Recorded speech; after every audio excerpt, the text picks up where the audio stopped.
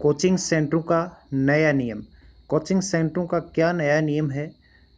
क्या क्या अब कोचिंग सेंटरों वालों को करना होगा? 10 दिन के अंदर फीस वापस आप कैसे ले सकते हैं? क्या क्या फैसिलिटियां देनी होगी सभी स्टूडेंट को, कोचिंग सेंटर वालों को? उसके साथ में कोचिंग में जो पढ़ाई है उसका माहौल कैसा होना चाहिए? क्या फैसिलिटी होनी चाहिए? कौन सी बुक फ्री उनको देनी चाहिए? कंप्लीट पूरी डिटेल से आज के इस टॉपिक में हम डिस्कस करेंगे कि हाल ही में जो सरकार ने कोचिंग संस्थानों को लेकर एक गाइडलाइन जारी की गई है, उसमें आपको कंप्लीट पूरी डिटेल से नॉलेज होना चाहिए कि आप जिस कोचिंग में कोचिंग कर रहे हैं, आप जहां पढ़ने जा रहे हैं, वहां के नियम क्या हैं, क्या क्या आपके पास अधिकार हैं कि आप कह सके कोचिंग वाले को कि हमारा सिलेबस नहीं हुआ, या फिर अगर और कोई पेंडेंसी है तो आपको कहां पर शिकायत करनी है। आप या आपका कोई मित्र यदि कोचिंग कर रहा हो तो आपके लिए ये वीडियो बहुत ही कारगर सिद्ध होगा।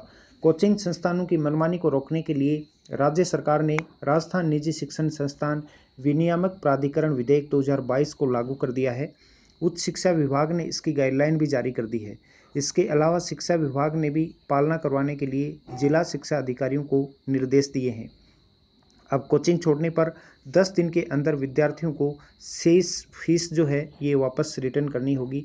कोचिंग संस्थानों को विज्ञापन में यह भी लिखना होगा कि संस्थान चिकित्सा और इंजीनियरिंग कॉलेजों में प्रवेश और भर्ती परीक्षाओं में चयन की कोई गारंटी नहीं देता। इसके अलावा आईआईटी, जेईई और नीट प्रवेश परीक्षाओं के लिए कोचिंग संस्थानों की सफलता दर को भी स्पष्ट रूप से प्रदर्शित करना होगा, उनको दिखाना होगा। कोचिंग संस्थानों के सभी विज्ञापनों की प्रति जिला स्तरीय कमेटी को देनी होगी। संस्थानों की निगरानी के लिए जिला स्तर पर कोचिंग निगरानी समिति का गठन किया जाएगा। विद्यार्थियों की शिकायत के लिए ऑनलाइन पोर्टल भी बनाया जाएगा और इसकी निगरानी सीएम स्तर पर होगी। गाइडलाइन की पालना नहीं करने वाले संस्थानों पर सख्त कार्रवाई भी की जाएगी। पिछले दिनों सीएम अशोक गहलोत ने गाइडलाइन को स्वीकृति दे दी है और उसके बाद ये अनुपालना स्टार्ट हो गई है, ये नियम स्टार्ट हो गए हैं। अब बात करेंगे कि कौन कौन से वो प्रावधान हैं जिनकी अनुपालना कोचिंग संस्थानों को करनी होगी। कोचिंग के पास जिला कलेक्टर मिनी सुविधा केंद्र खोलेंगे। कोचिंग के झूठे और फर्जी विज्ञापन दिखाकर छात्रों को गुमराह नहीं कर सकते हैं। शाम को कोचिंग आने वाले विद्यार्थियों की सुरक्षा के लिए वहां रोशनी की व्यवस्था भी करनी होगी। कोचिंग हॉस्टल में सुरक्षा गार्ड के साथ सीसीटीवी कैमरे भी लगाने होंगे। छात्रों की मदद के लिए रेफरल सेवाएं जैसे अस्पताल, डॉक्टर्स आदि की सूची लगानी होगी। बिना सूचना के 3 दिन नहीं आने वाले छात्रों के अभिभावकों से संपर्क कर अनुपस्थिति रहने का कारण पता लगाना होगा। कोचिंग सेंटर में एक ई लर्निंग सेंटर स्थापित करना होगा जिससे कि बच्चे वहां पर बैठ के अपनी तैयारी कर सकें, जिसमें इंटरनेट और कंप्यूटर भी लगा होना चाहिए। कोचिंग और अभिभावकों के पास छात्रों की आवास और मोबाइल नंबर होना जरूरी है।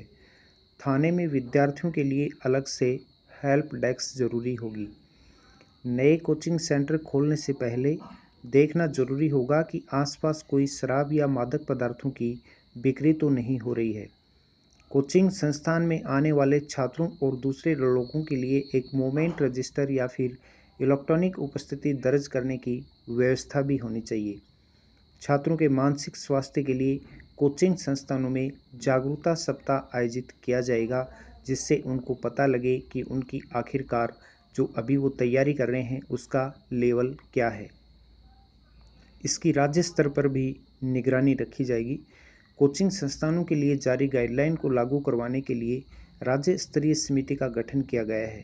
इसमें उच्च शिक्षा, स्कूल शिक्षा, मेडिकल शिक्षा, गृह विभाग सहित सभी संबंधित विभागों के वरिष्ठ अधिकारी शामिल हैं।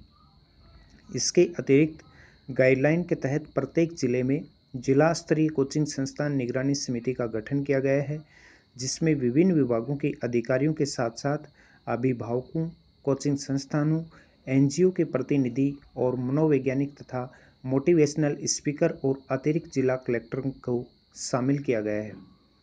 जिला स्तरीय कमेटी के फैसले से असंतुष्ट होने वाले कोचिंग संस्थान, छात्र या अभिभावक राज्य सरकार की अपीलेट अथॉरिटीज में 30 दिन के भीतर अपील कर सकते हैं। कोचिंग संस्थान जो टेस्ट लेते हैं उसका रिजल्ट प्रकाशित नहीं किया जाएगा। कोचिंग अब छात्रों के टेस्ट का रिजल्ट प्रकाशित नहीं करेंगे। टेस्ट में कम नंबर आने पर छात्र तनाव में आ जाते हैं। संस्थान हॉस्टल ऐसे छात्रों के लिए मनोवैज्ञानिक की व्यवस्था भी करेगा। तो ये हाल ही में एक गाइडलाइन जारी कर दी गई है कोचिंग संस्थानों को लेकर, क्योंकि कोचिंग संस्थानों की बहुत ज़्यादा कंप्लेंटें आ रही थी कि बच्चे के साथ फीस में गड़बड़ किया जा रहा है या फिर टाइम पर सिलेबस नहीं हो पा रहा। दोस्तों, ऐसे ही महत्वपूर्ण टॉपिक नियमित आपको ज्ञान का अड्डा यूट्यूब चैनल पर मिलते रहते हैं। आप चैनल पर नए हैं तो चैनल को सब्सक्राइब करना बिल्कुल भी नहीं भूलें। उसके साथ आप डिस्क्रिप्शन में जाके फेसबुक, इंस्टाग्राम, ट्विटर पर भी आप हमसे जुड़ सकते हैं। आपको यदि किसी भी प्रकार की कोई दिक्कत हो, कहीं आप कोचिंग कर रहे हैं या फिर वहाँ पर भी आप कोई प्रॉब्लम फेस कर रहे हैं, तो भी आप सहायता ले सकते हैं। दिए हुए नंबर पर आप कॉल करें या फिर सोशल मीडिया के माध्यम से आप हमसे कनेक्ट हों। आपके उज्जवल भविष्य की शुभकामनाओं के साथ ज्ञान का अड्डा यूट्यूब चैनल।